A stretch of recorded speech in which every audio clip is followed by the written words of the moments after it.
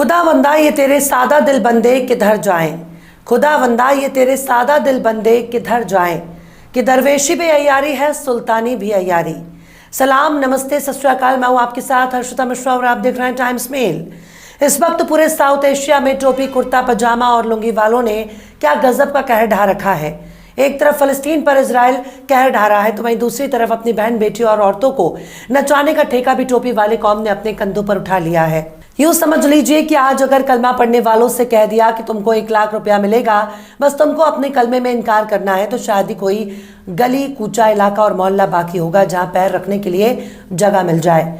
आज की हालत को देखकर ऐसा लगता है कि शायद चंद लोग ही बचे होंगे जो खुद को मुसलमान कहेंगे।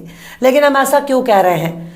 दुनिया की एक ऐसी कौम जिसने नस्लवाद का खात्मा कर दिया, जिसने तमाम इंसानों को एक बराबर माना, जिसने औरतों, बच्चों और बुजुर्गों को उनका हक दे दिया, जिस कौम ने गुलामों और लौंडियों के माथे से रखेल का ठप्पा मिटाकर उनको बीवी बना दिया, जिस कौम ने आंख खुलने से लेकर हमेशा के लिए आंख बंद होने तक कायदे कानून और सलीका सिखा दिया, जिस कौम ने खाना खाने से लेकर गुसल तक और बैतुल खुला में दाखिल होने तक बाकायदा दुआ, आयात और सलीका सिखाया, उस कौम की हालत हिंदुस्तान, पाकिस्तान और बांग्लादेश में इतनी बदतर क्यों है?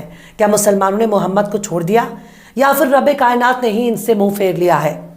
जिस कौम की गरीबी और लाचारी की हालत आज़ाद भारत में बदनुमा दाग बन चुका हो, उस कौम को कमर हिलाने से ही फुर्सत नहीं मिल रही है।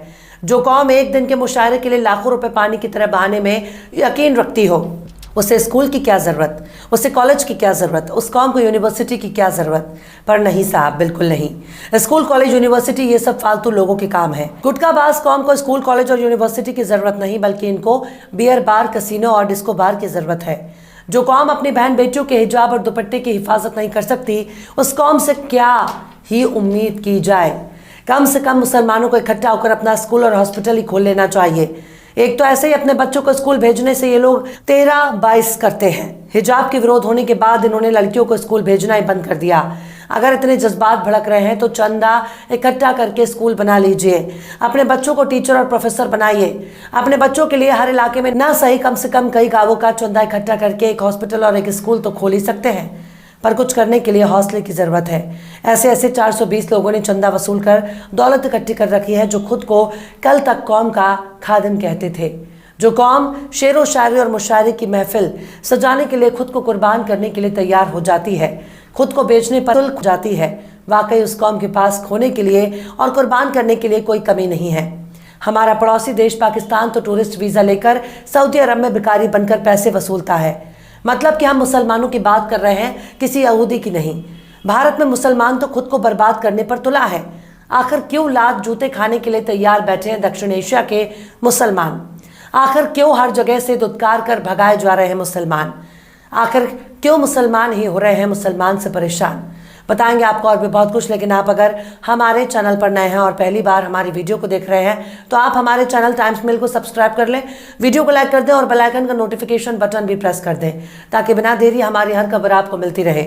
लौटते हैं आप खबर की तरफ। इस वक्त पूरी दुनिया में गजा और फलस्तीनियों को याद किया जा रहा है, पर हमारे साउथ एशिया में क्या गजब की नौटंकी देखने को मिल रही है।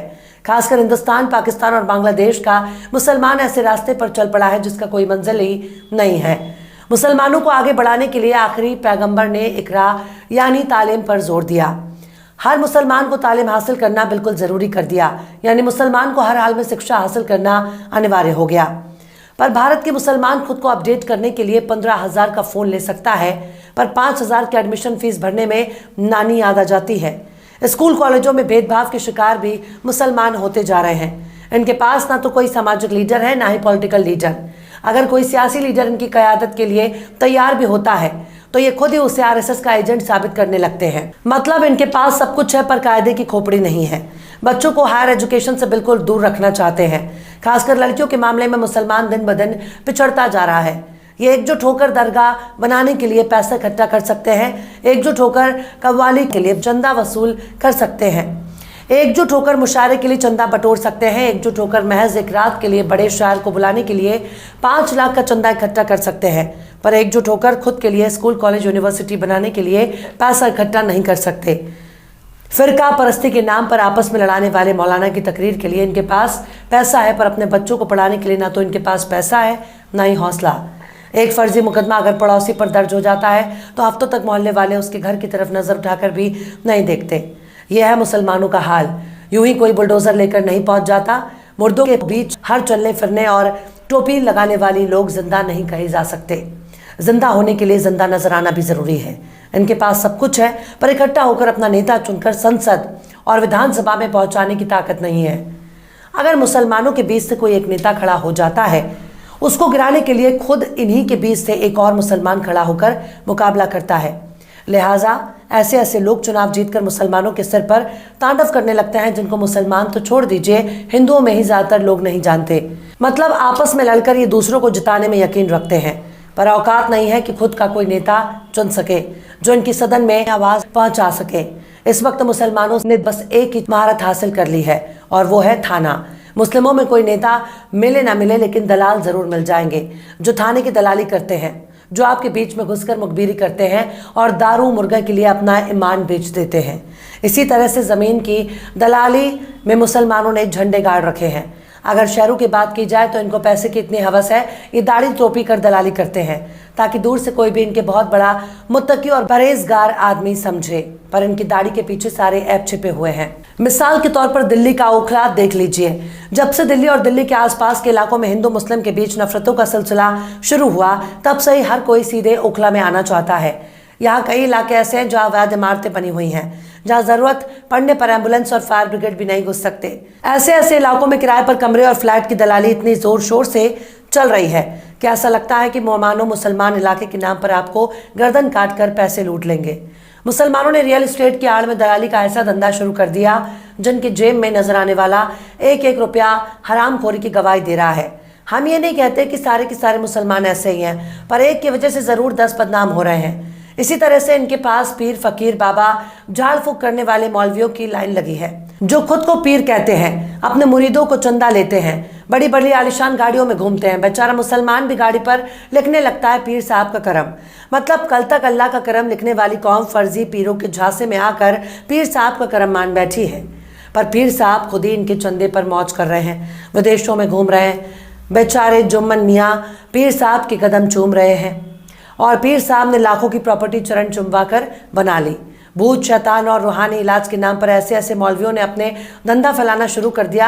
अगर उनसे कह दिया जाए कि गजा में पहुंचकर एक भी इजरायली बम फलस्तीनियों पर गिरने से रोक दो, तो ये खुद आपको गाली देने लगेंगे। दरगाहों के बाहर इन लोगों की बड़ी बड़ी दुकानें मौजूद हैं, जहाँ ये रूहानी इलाज के नाम पर अपना धंधा चला रहे हैं। मतलब जिस झाड़ फूक और जादूगरी को इस्लाम में हराम करार दिया गया, जिस झाड़ फूक के धंधे में पाए जाने पर मुस्लिम देशों में सजाए मौत का प्रावधान मौजूद है, वही झाड़ फूक मौलवियों का धंधा बन चुका है। झाड़ फूक के नाम पर ये लोग जिन्नातों को अपने वश में करने का दावा करते हैं, पड़ोसी को पड़ोसी का दुश्मन बना देते हैं, भाई को भाई के जानी दुश्मन बना देते हैं, यहाँ तक कि उस भूत प्रेत के नाम पर अंधविश्वास फैलाते हैं जिसका कोई वजूद ही नहीं है। इन मौलवियों का दावा होता है कि जो लोग मर जाते हैं उनकी आत्मा इनके वश में होती है और ये उसके जरिए कुछ भी कर सकते हैं। पर अगर इनके पास इतनी ताकत है तो इजराइल जाओ और नेतन्याहू का डायपर निकाल कर लाओ। अगर इनमें इतनी ताकत मौजूद है तो जो बाइडेन से छैया छैया गाने पर डांस करके दिखवाओ। पर यकीन मानिए, अगर मुसलमान दीन दुनिया के इल्म से बिल्कुल अनजान रहेगा तो उनके साथ ऐसा ही होगा। मुसलमान चुपचाप खुद का स्कूल, कॉलेज, यूनिवर्सिटी, यहाँ तक कि हॉस्पिटल भी बना सकते हैं, पर इसके लिए मुशायरे से दूरी बनानी पड़ेगी। लाखों रुपए लेकर एक रात के लिए शायरी करने वाले भाड़े के शायर कभी आपके नेता नहीं बन सकते। पीर मौलवियों और तकरीर करने वाले मौलानाओं के पीछे पैसे बर्बाद करने से अच्छा है कि खुद के लिए स्कूल तैयार करो, अपने बच्चों को बड़े से बड़ा कारोबारी बनाओ, वरना आपकी औकात केवल सरकारी फाइलों में कैद हो जाएगी। इसलिए दहेज के पीछे मत भागो, पहला वाला प्यार के चक्कर में मत भागो, इश्क मोहब्बत की पैतरेबाजी में मत फंसिए, अपनी मंजिल की तरफ दौड़ लगाओ, वरना तुम्हारी आने वाली नस्लें तुमको लानत भेजेंगी। बहरहाल चलते चलते आखिर में अल्लामा इकबाल ने भी क्या खूब फरमाया है, तुम में हूरों का कोई चाहने वाला ही नहीं, तुम में हूरों का कोई चाहने वाला ही नहीं, जलवाए तूर तो मौजूद है, मूसा ही नहीं। फिलहाल इस वीडियो में बस इतना ही। ये वीडियो आपको कैसा लगा कमेंट बॉक्स में आप ज़रूर बताइएगा। वीडियो पसंद आए तो लाइक करें। हमारे वीडियो लिंक को फेसबुक, ट्विटर, व्हाट्सएप पर अपने रिश्तेदार, यार, दोस्तों को भी शेयर करें। और बेबाक, निष्पक्ष, स्वतंत्र पत्रकारिता को सपोर्ट करने के लिए आप हमारे चैनल टाइम्स मिल को ज़रूर से सब्सक्राइब करें। और हाँ, बेल आइकन की घंटी वाली बटन भी आप ज़रूर से दबा दें ताकि आपको हमारे आने वाले नए वीडियो की नोटिफिकेशन फ़ौरन ही मिल जाए। फिर मिलता है किसी और वीडियो में एक नई खबर के साथ। हर्षिता मिश्रा को दीजिए इजाज़त। जय हिंद। तो देख लिया आपने हमारे इस वीडियो को। हमें उम्मीद है कि आपने हमारे वीडियो को लाइक किया होगा और दूसरों को भी शेयर किया होगा। अगर अभी तक आपने हमारे चैनल टाइम्स मेल को सब्सक्राइब नहीं किया है तो जल्दी से सब्सक्राइब कर दें और बेल आइकन भी प्रेस कर दें।